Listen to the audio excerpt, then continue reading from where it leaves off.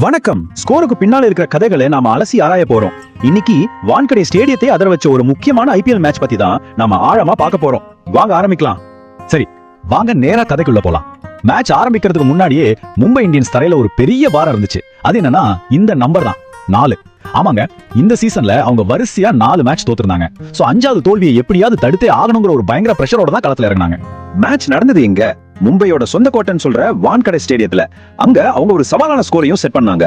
பாக்குறதுக்கு இது ஜெயிக்கிறதுக்கு போதுமான ஸ்கோர் மாதிரி தான் தெரிஞ்சது. மும்பை ஸ்கோர் போர்டுல போட்டது 195 ரன்கள். அப்போ பஞ்சாபுக்கு டார்கெட் 196. வான்கடே பிட்ச்ல இது கண்டிப்பா ஒரு கஷ்டமான இலக்கு தான். ஆனா பஞ்சாப் கிங்ஸ் மனசுல வேற ஏதோ கணக்கு இருந்துச்சு. ரொம்பவே கூலா உள்ள வந்தாங்க. அதுக்கப்புறம் நடந்தது ஒரு சாதாரண சேசிங் கிடையாதுங்க. அது ஒரு பக்காவான பயமே இல்லாத பவர்ஃபுல் பேட்டிங் மாஸ்டர் கிளாஸ். மும்பையோட பவுலிங்க 4 பக்கமும் சிதறடிச்சாங்க. இங்கதான் விஷயமே இருக்கு. பிரப்சிம்ரன் சிங்கோட அந்த தன்னம்பிக்கை. பவர் பிளேல கொஞ்சம் ஸ்லோவா தான் ஆரம்பிச்சாரு. ஆனா அந்த ஆரம்ப கட்ட பிரஷரை எல்லாம் தூக்கி போட்டுட்டு சேசிங்க ரொம்ப அழகா கொண்டு போனாரு.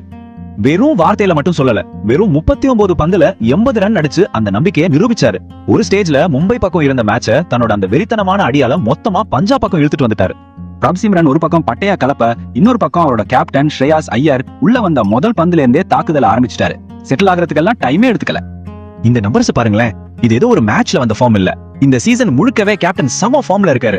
முக்கியமான நேரத்துல நின்னு அதிரடியா ஆடி ஒரு கேப்டனா முன்னால இருந்து எப்படி டீமை வழி நடத்தணும்னு செஞ்சு காட்டிட்டு இருக்காரு. ஸ்ரேயாஸ் ஐயரோட இந்த ஃபார்ம் ஒரு தனிப்பட்ட விஷயம் இல்ல.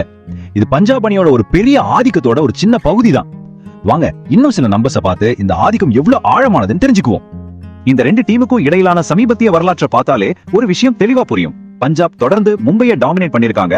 அதுவும் மும்பையோட சொந்த கிரவுண்ட்லயே அவங்கள மிரட்டி இருக்காங்க.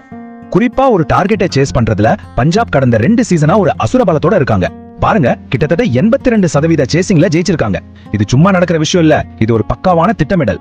கதையோட ஒரு பக்கம் பஞ்சாபோட ஹீரோயிசம்னா, இன்னொரு பக்கம் மும்பையோட மிகப்பெரிய ஆயுதமே மௌனமா இருந்ததுதான் ரொம்ப சோகமான விஷயம். ஆமாங்க, இங்கதான் முக்கியமான பாயிண்டே இருக்கு. மும்பையோட முன்னணி பவுலர் ஜஸ்பிரீத் பும்ரா இந்த சீசன்ல ஒரு விக்கெட் கூட எடுக்காம தொடர்ந்து 116 பந்துகளை வீசியிருக்காரு. யோசிச்சு பாருங்க, இது அவங்க டீமுக்கு எவ்வளவு பெரிய பின்னடைவுன்னு. மேட்ச் முடிஞ்சதும் 2 கேப்டன்ஸும் பேசினதை கேட்டா இந்த வெற்றி தோல்விக்கு பின்னால இருக்கிற மனநிலைய நம்மளால ரொம்ப தெளிவா புரிஞ்சுக்க முடியும். இந்த ஸ்லைடு அந்த வித்தியாசத்தை அப்படியே படம் பிடிச்சு காட்டுது. ஒரு பக்கம் பஞ்சாப் டீம்ல ஒரு தெளிவு, ஒரு நம்பிக்கை இருக்கு. இன்னொரு பக்கம் மும்பை டீம்ல ஒரே குழப்பம். அடுத்து என்ன பண்றதுன்னு தெரியாத ஒரு நிலைமை தான் இருக்கு. சரி, இவ்வளவு விஷயங்கள் நடந்திருக்கு. இந்த ஒரு முக்கியமான மேட்சோட ரிசல்ட் இந்த சீசனோட மீதமுள்ள ஆட்டங்கள்ல என்ன மாதிரியான ஒரு தாக்கத்தை ஏற்படுத்தும்? பாருங்க, இந்த வெற்றிங்கிறது வெறும் 2 பாயிண்ட்ஸ் மட்டும் இல்ல. இது ஐபிஎல்ல 2 பெரிய அணிகளோட தலைவிதியே மாத்தக்கூடிய ஒரு பெரிய மாற்றத்துக்கான அறிகுறியா இருக்கலாம். பஞ்சாப் முதல் முறையா கோப்பையை நோக்கி போறாங்களா? மும்பையோட ஆதிக்கம் முடிவுக்கு வருதா? இத பத்தி நீங்க என்ன நினைக்கிறீங்க?